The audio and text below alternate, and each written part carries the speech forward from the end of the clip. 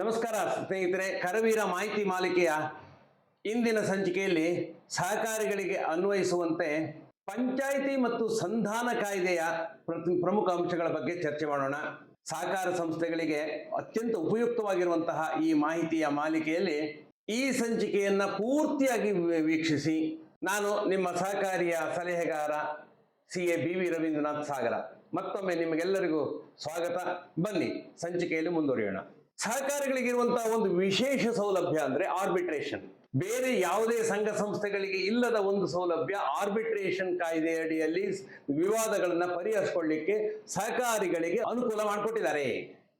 ಹಾಗಾದ್ರೆ ಆ ಕಾಯ್ದೆ ಏನು ಆರ್ಬಿಟ್ರೇಷನ್ ಅಂತೀವಿ ಅಥವಾ ಕನ್ಸಿಲಿಯೇಷನ್ ಅಂತೀವಿ ಅಥವಾ ರಾಜಿ ಸಂಧಾನ ಕಾಯ್ದೆ ಅಥವಾ ಪಂಚಾಯಿತಿ ಕಾಯ್ದೆ ಅಂತೀವಿ, ಅದರ ಸ್ವರೂಪವನ್ನ ಲಕ್ಷಣಗಳನ್ನ ಅರ್ಥ ಮಾಡ್ಕೊಳ್ದೆ ಹೋದ್ರೆ ನಾವು ಅದರ ಅನುಸರಣೆಯನ್ನು ಮಾಡ್ಲಿಕ್ಕೆ ಆಗೋದಿಲ್ಲ. ಮೊದಲನೇದಾಗಿ ಈ ರಾಜಿ ಸಂಧಾನ ಕಾಯ್ದೆ ಇದಕ್ಕೆ ಮೂಲತಃ ಹೇಳದೆ alternative dispute resolution system ADP ಅಂತೀವಿ ನಾವು. ಅಂದ್ರೆ ಆಲ್ಟರ್ನೇಟಿವ್ ಡಿಸ್ಪ್ಯೂಟ್ ರೆಸಲ್ಯೂಷನ್ ಅಂದ್ರೆ ಪರ್ಯಾಯವಾಗಿ ವಿವಾದವನ್ನ ಬಗೆಹರಿಸುವ ಒಂದು ಕಾನೂನಾತ್ಮಕ ವ್ಯವಸ್ಥೆ. ಅಂದ್ರೆ ಸಾಧಾರಣವಾಗಿ ನ್ಯಾಯಾಲಯಗಳಿಗೆ ಹೋಗಿ ನಮ್ಮ ಕೇಸ್ಗಳನ್ನ ದಾಖಲಿಸಿ ಆ ಸಿವಿಲ್ ಕೋರ್ಟ್ಗಳಲ್ಲಿ ವ್ಯಾಜ್ಯ ಹೂಡಿ ಅದರಲ್ಲಿ ನಾವು ವ್ಯಾಜ್ಯಗಳನ್ನ ನಡೆಸ್ಕೊಳ್ತಾ ಬಂದ್ರೆ ತೀರ್ಪು ಬರಲಿಕ್ಕೆ ಸಾಕಷ್ಟು ಸಮಯ ಆಗತ್ತೆ, ಖರ್ಚು ಕೂಡ ಹೆಚ್ಚಾಗತ್ತೆ. ಅದನ್ನ ತಪ್ಪಿಸ್ಲಿಕ್ಕೋಸ್ಕರ ಆರ್ಬಿಟ್ರೇಷನ್ ಅನ್ನೋ ಪದ್ಧತಿ ತಂದಿದ್ದೀವಿ. ಇದು ಆರ್ಬಿಟ್ರೇಷನ್ ಸಹಕಾರ ಸಂಸ್ಥೆಗಳಿಗೆ ಮಾತ್ರ ಅನ್ವಯಿಸುವಂಥದ್ದು. ಯಾಕೆಂದ್ರೆ ಇಲ್ಲಿ ಮಾಲೀಕ ಮತ್ತು ಗ್ರಾಹಕ ಇಬ್ಬರು ಒಬ್ಬರೇ. ಮಾಲೀಕರು ಅಂದ್ರೆ ಯಾರು? ಸದಸ್ಯರೇ ಇದಕ್ಕೆ ಆರ್ಬಿಟ್ರೇಷನ್ಗೆ ಹೋಗ್ಲಿಕ್ಕೆ ಒಪ್ಪಿದ್ದಾರೆ ಆ ಕಾಯ್ದೆಯನ್ನು ಅನುಸರಿಸಲಿಕ್ಕೆ. ಹಾಗೆ ಗ್ರಾಹಕ ಅಂದ್ರೆ ಯಾರು? ಸದಸ್ಯರೇ. ಮಾಲೀಕರು ಸದಸ್ಯರು, ಗ್ರಾಹಕರು ಸದಸ್ಯರು. ಗ್ರಾಹಕರು ಕೂಡ ಈ ಕಾಯ್ದೆ ಅಡಿಯಲ್ಲಿ ವಿವಾದಗಳನ್ನ ಬಗೆಹರಿಸಿಕೊಳ್ಳಲಿಕ್ಕೆ ಒಪ್ತಾರೆ. ಹಾಗಾಗಿ ಇದಕ್ಕೆ ನಾವು ಪಂಚಾಯಿತಿ ಕಾಯ್ದೆ ಅಂತೀವಿ, ಆರ್ಬಿಟ್ರೇಷನ್ ಅಂತೀವಿ. ಈ ಇಬ್ಬರು ಗ್ರಾಹಕರು ಮತ್ತು ಮಾಲೀಕರು ಒಪ್ಪಿ ಒಂದು ಪಂಚಾಯಿತಿ ವ್ಯವಸ್ಥೆಯಲ್ಲಿ ನಾವು ಇದನ್ನು ಬಗೆಹರಿಸ್ಕೊಳ್ತೀವಿ ಅಂತ ಒಪ್ಪಿದ್ದಕ್ಕೋಸ್ಕರ ಸಹಕಾರ ಸಂಸ್ಥೆಗಳಿಗೆ ಈ ರಾಜಿ ಪಂಚಾಯಿತಿ ಅಥವಾ ರಾಜಿ ಸಂಧಾನ ಕಾಯ್ದೆಗಳನ್ನ ಅನ್ವಯಿಸಲಿಕ್ಕೆ ಅನುಕೂಲ ಆಗತ್ತೆ. ಹಾಗಾದ್ರೆ ಈ ರಾಜಿ ಸಂಧಾನ ಕಾಯ್ದೆ ಏನು? ಇದು ಯಾಕೆ ಸಹಕಾರಿಗಳಿಗೆ ಅನ್ವಯಿಸುತ್ತೆ?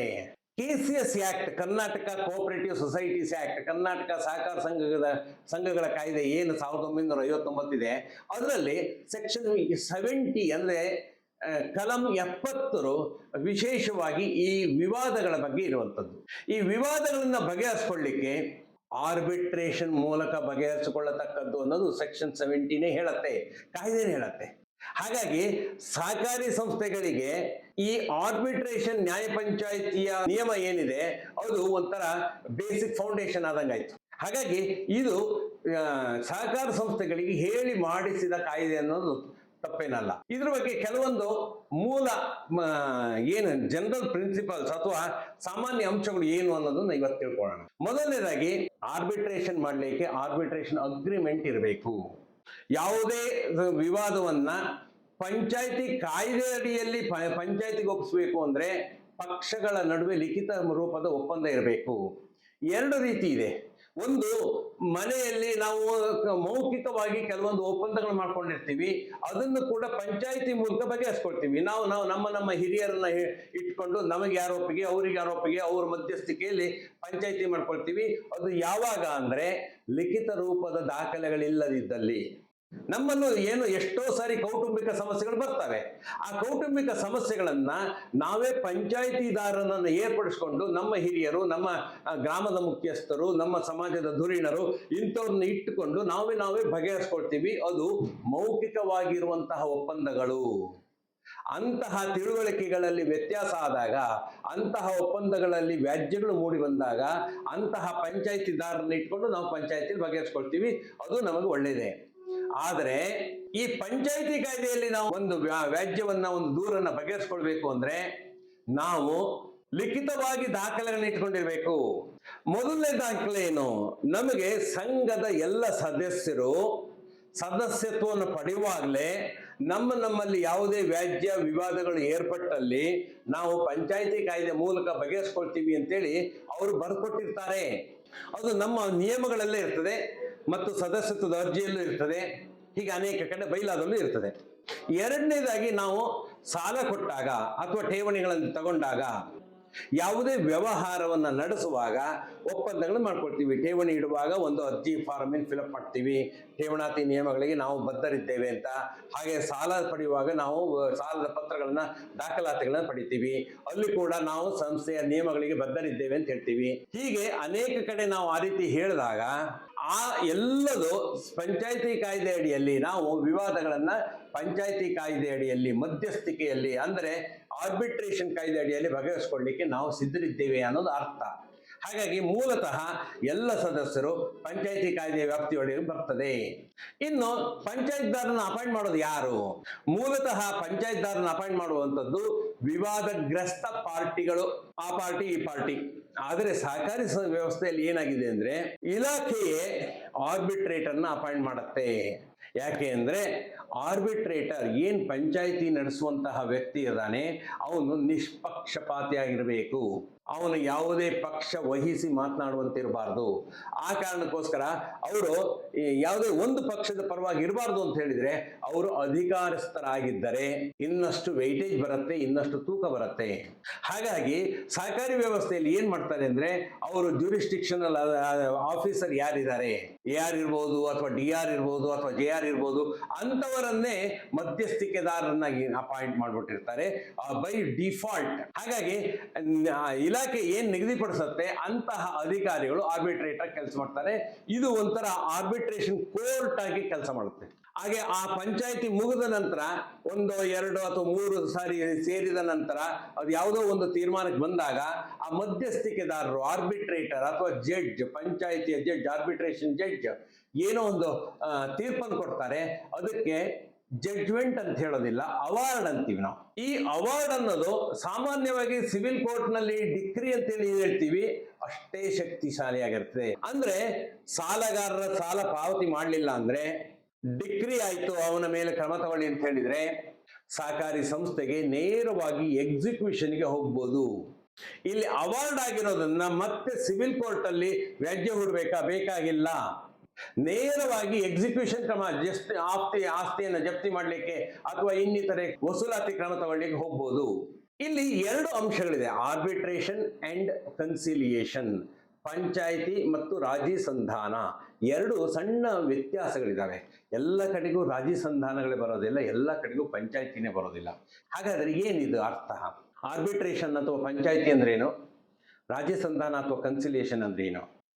ಮೂಲತಃ ಈ ಆರ್ಬಿಟ್ರೇಷನ್ ಒಂದು ನ್ಯಾಯಾಲಯದ ಸ್ವರೂಪದಲ್ಲೇ, ಒಂದು ಆರ್ಬಿಟ್ರೇಷನ್ ಕೋರ್ಟ್ ಅನ್ನೋ ರೀತಿಯಲ್ಲಿ ಒಂದು ನ್ಯಾಯಾಲಯದ ಪ್ರಕ್ರಿಯೆನೇ ಇರ್ತದೆ. ಅವರಿಗೆ ನೋಟಿಸ್ ಕೊಡಲಾಗತ್ತೆ, ಅವರ ಪರವಾಗಿ, ಅವರು ಫಿರ್ಯಾದಿ ಪರವಾಗಿ ಮತ್ತು ಆರೋಪಿ ಪರವಾಗಿ ಏನಿದ್ದಾರೆ ಆ ರೀತಿ 2 ಪಾರ್ಟಿಗಳ ಪಕ್ಷಗಳ ಪರವಾಗಿ ಸಮಜಾಯಿಷಿ ನೀಡಲಿಕ್ಕೆ ಅಧಿಕಾರಿಗಳು ಬರ್ತಾರೆ ಅಥವಾ ಲಾಯರ್ಗಳು ಬರ್ತಾರೆ.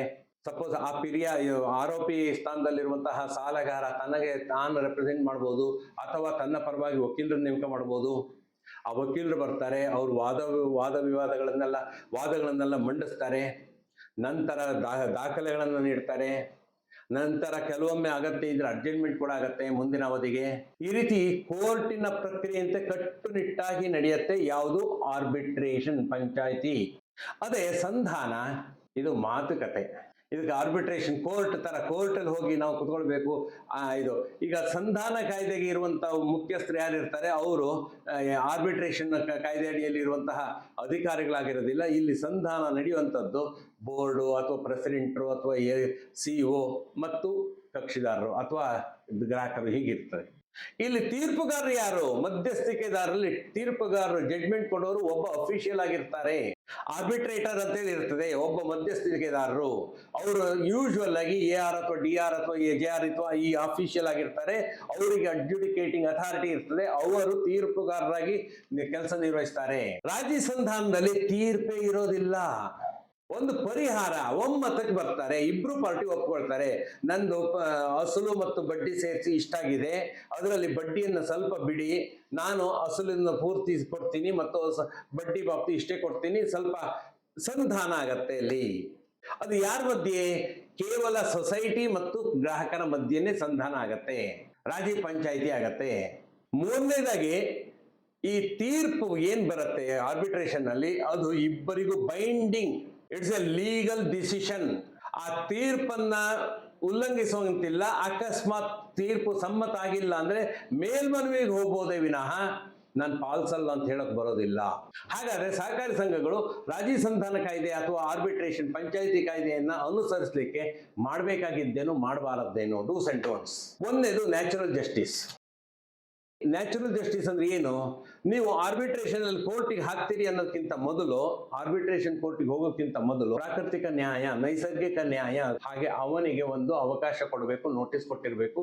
ನಿಮ್ಮ ಸಾಲ ಮರುಪಾವತಿ ಆಗದೆ ಉಳಿದಿದೆ, ಡ್ಯೂ ಆಗಿದೆ, ಓವರ್ ಡ್ಯೂ ಆಗಿದೆ, ಸುಸ್ತಿ ಆಗಿದೆ, ಹೋಕು ಬಾಕಿ ಆಗಿದೆ, ಈ ಇಷ್ಟು ದಿನದೊಳಗಾಗಿ ನೀವು ಪಾವತಿಸಲು ಕ್ರಮವಿಡತಕ್ಕದ್ದು, ಹೀಗೇನಾದ್ರು ನೋಟಿಸ್ ಕೊಡ್ಬೇಕು. ಅದು ನ್ಯಾಚುರಲ್ ಜಸ್ಟಿಸ್.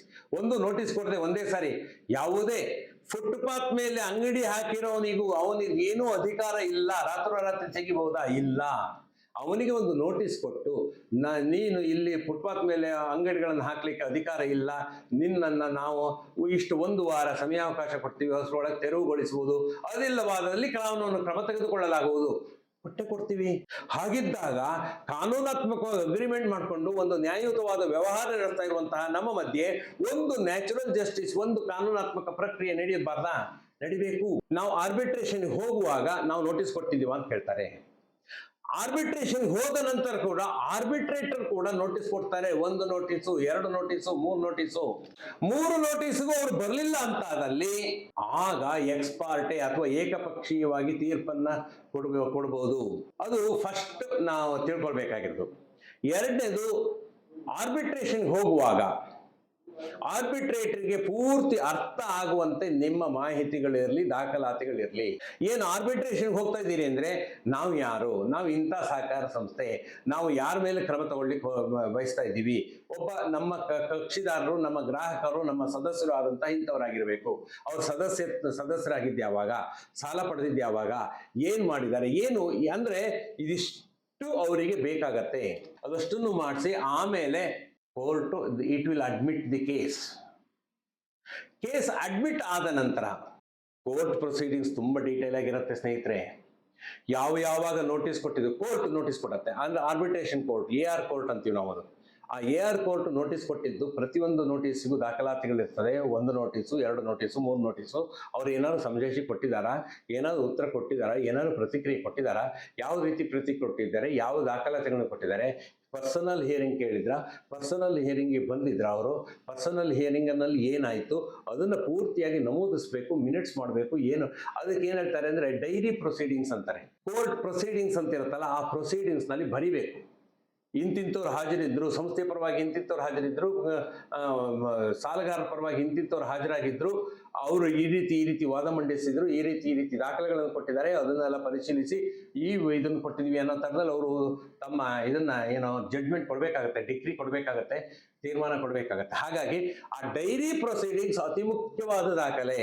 ಯಾಕೆಂದ್ರೆ ಅಕಸ್ಮಾತ್ ಅದು ಒಮ್ಮತ ಆಗಿಲ್ಲ, ಒಪ್ಪಿತವಾಗಿಲ್ಲ ಅಂದ್ರೆ ಯಾವುದೇ ಪಾರ್ಟಿ, ಅಗ್ರೀವ್ಡ್ ಪಾರ್ಟಿ ಅಂತೀವಿ ನಾವು, ಅಗ್ರೀವ್ಡ್ ಪಾರ್ಟಿ ಮೇಲ್ಮನವಿಗೆ ಹೋಗ್ಬೇಕು ಅಂದ್ರೆ ಈ ಕೋರ್ಟಿನ ಡೈರಿ ಪ್ರೊಸೀಡಿಂಗ್ಸ್ ಅನ್ನ ಮೇಲಿನ ಕೋರ್ಟ್ನವರು ತರಿಸ್ತಾರೆ, ನೋಡ್ತಾರೆ. ಆರ್ಬಿಟ್ರೇಷನ್ ಪ್ರಕ್ರಿಯೆ ಸರಿಯಾಗಿದೆಯಾ ಇಲ್ಲ ಅಂತ ಅದನ್ನ ನಾವು ಇದು ಮಾಡ್ಬೇಕಾಗತ್ತೆ. ಮೂರನೇದು, ಅನಧಿಕೃತ ವ್ಯಕ್ತಿಗಳಿಂದ ಪಂಚಾಯಿತಿ ಮಾಡಿಸಲೇಬಾರದು. ಸೊಸೈಟಿಯ ಆಂತರಿಕ ಇದಕ್ಕೆ ಯಾವುದೇ ಮಾನ್ಯತೆ ಇಲ್ಲದೆ ಇದ್ದವರಿಂದ ಪಂಚಾಯಿತಿ ಮಾಡಿಸಿ ಅವ್ರು ಏನೇ ಡಿಗ್ರಿ ಕೊಟ್ಟರು ಮಾನ್ಯತೆ ಇರೋದಿಲ್ಲ. ನಾವು ಆರ್ಬಿಟ್ರೇಟರ್ ಅಂತೇಳಿ ಗೌರ್ಮೆಂಟ್ ಅಪಾಯಿಂಟ್ಮೆಂಟ್ ಆಗಿದೆ, ಅವ್ರ ಹತ್ರನೇ ಹೋದರೆ ಆ ಡಿಗ್ರಿಗೆ ವ್ಯಾಲ್ಯೂ ಇರ್ತದೆ. ಅದು ಬಿಟ್ಟು ನಾವು ಬೇರೆ ಯಾರ್ದು ನಮ್ಮಲ್ಲೇ ಒಂದು ಇದಕ್ಕೆ ಮಾಡಿಸ್ಕೊಂಡ್ವಿ. ಪಂಚಾಯಿತಿ ಕಾಯ್ದೆಯಲ್ಲಿ ಅಧಿಕೃತವಾಗಿ ಆರ್ಬಿಟ್ರೇಟರ್ ಇರಬೇಕು ಸಹಕಾರ ಸಂಸ್ಥೆಗಳಿಗೆ, ಸೆಕ್ಷನ್ 70 ಅದೇ ರೀತಿ ಹೇಳುತ್ತೆ. ಹಾಗಾಗಿ ಅವಾರ್ಡ್ ಪಡ್ಕೊಳ್ಬೇಕು ಅಂದ್ರೆ ನೀವು ಸೂಕ್ತವಾದಂತ ಆರ್ಬಿಟ್ರೇಟರ್ ಎದುರಿಗೆ ನಿಮ್ಮ ವಾದ ವಿವಾದಗಳಿರಬೇಕು, ಡೈರಿ ಪ್ರೊಸೀಡಿಂಗ್ಸ್ ಇರಬೇಕು. ಇನ್ನು ಅಪೀಲ್ ಮಾಡ್ಲಿಕ್ಕೆ ಏನಾದ್ರು ಹೋಗ್ಬೇಕಾ? ನಮ್ಗೆ ಸಪೋಸ್ ಸಂಘದ ವಿರುದ್ಧವಾಗಿ ನಮ್ಗೆ ಆರ್ಬಿಟ್ರೇಷನ್ ನಲ್ಲಿ ಅವಾರ್ಡ್ ಬಂತು, ನಾವು ಕೂಡ ಅಪೀಲ್ ಹೋಗ್ಬೋದು. ನಮಗೆ ಸಹಕಾರ ಅಪೀಲ್ ಏನು ಸಹಕಾರಿಗೆ ಅಪೀಲ್ಗಳು ಹಾಕ್ಲಿಕ್ಕೆ KSTAT ಅಂತಿದೆ, ಅಂದ್ರೆ ಕರ್ನಾಟಕ ಸಹಕಾರಿ ಅಪೀಲು ನ್ಯಾಯಮಂಡಳಿ ಅಂತಿದೆ, ಮೇಲ್ಮನವಿ ನ್ಯಾಯಮಂಡಳಿ ಅಂತಿದೆ. ಅದಕ್ಕೆ ಮೇಲ್ಮನವಿ ಸಲ್ಲಿಸಲಿಕ್ಕೆ ನಮಗೆ ಆರ್ಬಿಟ್ರೇಷನ್ ಅವಾರ್ಡ್ ಬಂದ 60 ದಿನಗಳವರೆಗೆ ಸಮಯ ಇದೆ. ಈ ಅವಧಿಯವರೆಗೆ ಯಾವುದೇ ಜಪ್ತಿ ಪ್ರಕ್ರಿಯೆಯನ್ನು ಶುರು ಮಾಡಬಾರ್ದು. ಅಕಸ್ಮಾತ್ ನಾವು ಏನಾದರೂ ಮೇಲ್ಮನವಿ ಹೋಗೋದಿದ್ರೆ ಈ ಅವಧಿ ಒಳಗೆ ಹೋಗಬೇಕು. ಪಾರ್ಟಿ ಎದುರು ಪಾರ್ಟಿ ಏನಾದ್ರು ಹೋಗೋದಿದ್ರು ಅವರು 60 ದಿನದೊಳಗೆ ಮೇಲ್ಮನವಿ ಹೋಗಬೇಕು. ಮೇಲ್ಮನವಿಯನ್ನು ಹೋಗಿಲ್ಲ ಅಂದರೆ ಡಿಕ್ರಿಯನ್ನ ಎಕ್ಸಿಕ್ಯೂಷನ್ಗೆ ತಗೊಳ್ಬೋದು. EP ಎಕ್ಸಿಕ್ಯೂಷನ್ ಪ್ರಾಸೆಸ್ ಶುರುವಾಗತ್ತೆ. ಯಾವ ವಿಷಯವನ್ನ ಪಂಚಾಯತಿ ಕಾಯ್ದೆಗೆ ತರಬಹುದು, ಯಾವ ವಿಷಯನ ಪಂಚಾಯತಿ ಕಾಯ್ದೆ ಅಡಿಯಲ್ಲಿ ಪರಿಹರಿಸ್ಕೊಳ್ಲಿಕ್ಕೆ ಆಗೋದಿಲ್ಲ, ಈ ವಿಚಾರವನ್ನ ಸಮಗ್ರವಾಗಿ ಕಾಯ್ದೆ ಸ್ಪಷ್ಟಪಡಿಸುತ್ತೆ. ಸಂಘದ ವ್ಯವಹಾರ ಇರ್ಬೋದು, ಅಥವಾ ಸಾಲದ ಮರುಪಾವತಿ ಇರ್ಬೋದು, ಅಥವಾ ಆಡಳಿತಾತ್ಮಕ ಸಂಬಂಧಪಟ್ಟಂತ ವಿವಾದಗಳಿರ್ಬೋದು, ಯಾವ ಯಾವ ವಿವಾದಗಳನ್ನ ಪಂಚಾಯತಿ ಕಾಯ್ದೆಯಲ್ಲಿ ತರಬಹುದು. ಸಾಲಗಾರ ಮತ್ತು ಜಾಮೀನುದಾರರ ವೈಫಲ್ಯದಿಂದಾಗಿರುವಂಥದ್ದು, ಸಾಲಗಾರ ಸದಸ್ಯ ಮತ್ತು ಸಂಸ್ಥೆ ಮಧ್ಯೆ ಇದ್ರೆ ವಿವಾದಗಳನ್ನ ನಾವು ಪಂಚಾಯತಿ ಕಾಯ್ದೆಯಲ್ಲಿ ಹುಡ್ಕೊಳ್ಬಹುದು. ಅಥವಾ ಮಂಡಳಿಯ ನಿರ್ದೇಶಕರು ಮತ್ತು ಪದಾಧಿಕಾರಿಗಳ ಮಧ್ಯೆ ವಿವಾದವಿದ್ರೆ, ಸದಸ್ಯರ ಆಡಳಿತ ಮಂಡಳಿಯ ಮಧ್ಯೆ ವಿವಾದವಿದ್ರೆ, ಸಿಬ್ಬಂದಿ ಮತ್ತು ಸಂಸ್ಥೆಯ ಮಧ್ಯೆ ವಿವಾದವಿದ್ರೆ, ಹೀಗೆ ಯಾವ ಯಾವ ವಿವಾದಗಳನ್ನ ನಾವು ಪಂಚಾಯತಿ ಕಾಯ್ದೆಯಲ್ಲಿ ತರಬಹುದು, ಪಂಚಾಯತಿ ಕಾಯ್ದೆ ಅಡಿಯಲ್ಲಿ ತರಬಹುದು ಮತ್ತು ಅದರಿಂದ ಪರಿಹಾರ ಪಡಿಬಹುದು ಅನ್ನೋದನ್ನ ಕಾಯ್ದೆ ಸ್ಪಷ್ಟಪಡಿಸುತ್ತೆ. ಅದಷ್ಟನ್ನು ನಾವು ತರಬಹುದು. ಸೆಕ್ಷನ್ 70 ಅದು ಕ್ಲಿಯರ್ ಆಗಿ ಹೇಳುತ್ತೆ. ಮತ್ತೆ ಸೆಕ್ಷನ್ 71 ಏನ್ ಹೇಳುತ್ತೆ, ಏನು ಪರಮಾಧಿಕಾರ ಇದೆ ಅನ್ನೋದು ಇರುತ್ತೆ. ಅಂದ್ರೆ ರಿಜಿಸ್ಟ್ರಾರ್ ಅಥವಾ ನಮ್ಮ ಏನು ಆರ್ಬಿಟ್ರೇಟರ್ ಇದ್ದಾರೆ, ಆರ್ಬಿಟ್ರೇಟರ್ಗೆ ಪರಮಾಧಿಕಾರ ಏನೇನಿರ್ತದೆ, ಅವನಿಗೆ ಪವರ್ಸ್ ಏನಿರ್ತದೆ, ಪಕ್ಷಗಳು ಇದಕ್ಕೆ ಏನೇನು ಅವಾರ್ಡ್ ಬಂದಿದೆ ಅದರ ಬಗ್ಗೆ ಯಾವ್ಯಾವ ತರ ತೀರ್ಮಾನ ತಗೊಳ್ಬಹುದು, ಹೆಂಗ್ ಮಾಡ್ಬೋದು ಅನ್ನೋದ್ರ ಬಗ್ಗೆ ಕ್ಲಿಯರ್ ಆಗಿ ಹೇಳುವಂಥದ್ದು ಆ ಸೆಕ್ಷನ್ 71. ಸೊ ರಿಜಿಸ್ಟ್ರಾರ್ ಅವರೇ ಆರ್ಬಿಟ್ರೇಟ್ ಆಗಿ ಇದು ಮಾಡ್ತಾರೆ, ಅಥವಾ ಅವರು ತಮ್ಮ ಪರವಾಗಿ ಬೇರೆಯವರನ್ನು ಕೂಡ ಆರ್ಬಿಟ್ರೇಟ್ ಆಗಿ ನೇಮಕ ಮಾಡಬಹುದು. ಕಾರ್ಯ ಬಾಹುಳ್ಯ ಇದೆ, ಹಾಗಾಗಿ ಅವರ ಅಧೀನ ಅಧಿಕಾರಿಗಳನ್ನ ಆರ್ಬಿಟ್ರೇಟ್ ಆಗಿ ಅಪಾಯಿಂಟ್ ಮಾಡಬಹುದು. ಅದಾದ ನಂತರ ವಿಚಾರಣೆ ನಂತರ ಆರ್ಬಿಟ್ರೇಟರ್ ಅವಾರ್ಡ್ ನೀಡ್ತಾರೆ, ತೀರ್ಪು ನೀಡ್ತಾರೆ, ತೀರ್ಮಾನ ನೀಡ್ತಾರೆ, ಅದು ಕೇವಲ ಒಂದು ಕಾಗದ ಅಲ್ಲ, ಅದಕ್ಕೆ ಎಫೆಕ್ಟಿವ್ನೆಸ್ ಇದೆ. ಅದು ಒಂದು ಕೋರ್ಟ್ ಡಿಕ್ರಿ ತರನೇ. ಆ ಕೋರ್ಟ್ ಡಿಕ್ರಿ ಯಾವ ರೀತಿಯಲ್ಲಿ ನಾವು ಎಕ್ಸಿಕ್ಯೂಷನ್ ಪ್ರಾಸೆಸ್ ತಗೊಂಡೋಗ್ಬೋದೋ ಅದೇ ರೀತಿ ಈ ಸರ್ಕಾರಿ ಸಾಲ ವಸೂಲಾತಿ ಅಧಿಕಾರಿ ಇರ್ತಾರೆ, ಅಂದ್ರೆ ಸೇಲ್ಸ್ ಆಫೀಸರ್ ಅಂತ ಇರ್ತಾರೆ, ಅವ್ರ ಮೂಲಕ ನಾವು ಡಿಕ್ರಿಯನ್ನ EP ಜಾರಿಗೊಳಿಸಬಹುದು, ಅಟ್ಯಾಚ್ಮೆಂಟ್ ಮಾಡ್ಕೊಳ್ಬಹುದು, ಅಥವಾ ಅಟ್ಯಾಚ್ಮೆಂಟ್ ಮಾಡ್ಕೊಂಡಿರೋ ಆಸ್ತಿಯನ್ನು ಹರಾಜು ಮಾಡಬಹುದು. ಈ ಎಲ್ಲ ಪ್ರಕ್ರಿಯೆ ಅವರ ಮೂಲಕ ಆಗತ್ತೆ. ಹಾಗಾಗಿ ಇದು ಇವತ್ತಿನ ಒಂದು ಸೆಷನ್ ಇದಾಗಿತ್ತು ಸ್ನೇಹಿತರೆ. ಇವತ್ತು ಆರ್ಬಿಟ್ರೇಷನ್ ಅಂಡ್ ಕನ್ಸಿಲಿಯೇಷನ್ ಹೇಗೆ ಸಹಕಾರ ಸಂಸ್ಥೆಗಳಿಗೆ ಅಪ್ಲೈ ಆಗುತ್ತೆ ಅನ್ನೋದ್ರ ಬಗ್ಗೆ ನಾವು ತಿಳ್ಕೊಂಡ್ವಿ. ಮುಂದಿನ ಅವಧಿಯಲ್ಲಿ ಇದರ ವಿಸ್ತೃತ ಭಾಗ ಅಂದ್ರೆ ಕನ್ಸಿಲಿಯೇಷನ್, ಒನ್ ಟೈಮ್ ಸೆಟಲ್ಮೆಂಟ್ ಅಂತಹ ಸಂಧಾನ ಪ್ರಕ್ರಿಯೆಗಳು ಹೇಗೆ ನಡಿಬೇಕು ಅನ್ನೋದು ಮುಂದಿನ ಸಂಚಿಕೆಯಲ್ಲಿ ತಿಳ್ಕೊಳ್ತೀವಿ. ಈ ಸಂಚಿಕೆ ನಿಮ್ಗೆಲ್ಲರಿಗೂ ಇಷ್ಟವಾಗಿದ್ರೆ ಈ ಸಂಚಿಕೆಯನ್ನ ಪೂರ್ತಿಯಾಗಿ ನೋಡಿದ್ದಕ್ಕೆ ಧನ್ಯವಾದಗಳು. ಈ ಸಂಚಿಕೆ ಇಷ್ಟವಾಗಿದೆ ಅಂತ ಅನ್ಕೊಳ್ತೀನಿ. ಇಷ್ಟವಾಗಿದ್ರೆ ನೀವು ನಿಮ್ಮ ಸ್ನೇಹಿತರಲ್ಲಿ, ಹಿತೈಷಿಗಳಲ್ಲಿ, ಇತರೆ ಸಹಕಾರಿ ಬಂಧುಗಳಲ್ಲಿ ಹಂಚ್ಕೊಳ್ಳಿ, ಅವರಿಗೂ ಕೂಡ ಇದು ಉಪಯೋಗ ಆಗಲಿ. ಹಾಗೆ ಇನ್ನೂ ಬೇರೆ ಬೇರೆ ಸಂಚಿಕೆಗಳು ನನ್ನ ಈ ಕರವೀರ ಮಾಹಿತಿ ಮಾಲಿಕೆಯಲ್ಲಿ ನಿಮಗೆ ಬೇಕು ಅನಿಸಿದ್ರೆ ಬೆಲ್ ಐಕಾನ್ ಇದೆ, ಅದನ್ನ ಒತ್ತಿ ನೀವು ಸಬ್ಸ್ಕ್ರೈಬ್ ಮಾಡ್ಕೊಳ್ಳಿ. ಆವಾಗ ನಿಮಗೆ ನಾವು ಬಿಡುಗಡೆ ಮಾಡುವಂತಹ ಎಲ್ಲ ಮಾಲಿಕೆಯ ಎಲ್ಲ ವಿಡಿಯೋಗಳು ನಿಮಗೆ ತಲುಪತ್ತೆ. ಇಷ್ಟು ಹೇಳ್ತಾ ಮತ್ತೊಮ್ಮೆ ಭೇಟಿಯಾಗೋಣ ಅಂತ ಹೇಳ್ತಾ ಎಲ್ರಿಗೂ ನಮಸ್ಕಾರ.